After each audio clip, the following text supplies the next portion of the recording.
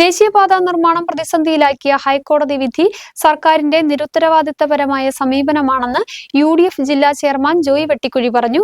പരിസ്ഥിതി പ്രവർത്തകൻ കോടതിയിൽ ചെന്നപ്പോൾ കോടതിയെ കാര്യങ്ങൾ ധരിപ്പിക്കുന്നതിൽ സർക്കാർ പരാജയപ്പെടുകയും പരാതിക്കാരനൊപ്പം നിന്ന് ജനങ്ങളെ വഞ്ചിക്കുകയും ചെയ്തു. 19 രാവിലെ മുതൽ ഐക്യജനാധിപത്യ മുന്നണി ഇരുമ്പുപാലത്ത് ഏകദിന സത്യാഗ്രഹം സംഘടിപ്പിക്കുമെന്നും MP നേതൃത്വം നൽകുമെന്നും ജോയ് വെട്ടിക്കുഴി അറിയിച്ചു. നേര്യമംഗലം മുതൽ വാളറ വരെയുള്ള റോഡിൻ്റെ നിർമ്മാണം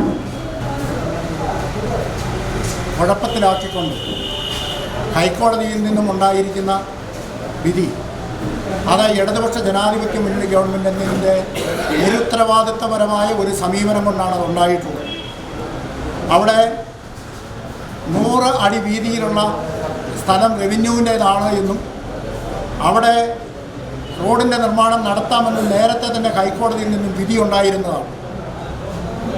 ഒരു പരിസ്ഥിതി പ്രവർത്തകൻ കോടതിയിൽ ചെന്നപ്പോൾ അവിടെ സർക്കാർ സത്യവാങ്മൂലം ഫയൽ ചെയ്തപ്പോൾ ആ കാര്യം കോടതിയെ ബോധിപ്പിക്കുന്ന കാര്യത്തിൽ ഈ ഗവൺമെൻറ് പരാജയപ്പെട്ടു എന്ന് പറഞ്ഞു കഴിഞ്ഞാൽ ഗവൺമെൻറ് പരാതിക്കാരനോടൊപ്പം നിന്ന് ജനങ്ങളെ വഞ്ചിച്ചു എന്നുള്ളതാണ്.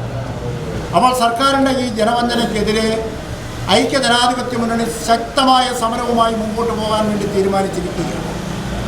19-ാം തീയതി രാവിലെ മുതൽ വൈകുന്നത് വരെയും ദേവികുളം നിയോജക മണ്ഡലത്തിലെ ഐക്യജനാധിപത്യ മുന്നണിയുടെ നേതാക്കന്മാരും ജനപ്രതിനിധികളും ഇരുമ്പുപാലത്തെ ഏകദിന സത്യാഗ്രഹം അനുഷ്ഠിക്കുന്നതാണ്. ബഹുമാനപ്പെട്ട ഇടുക്കിയുടെ MP ശ്രീ ഡീൻ കുര്യാക്കോസ് സത്യാഗ്രഹ പരിപാടിക്ക് നേതൃത്വം നൽകുന്നതാണ്.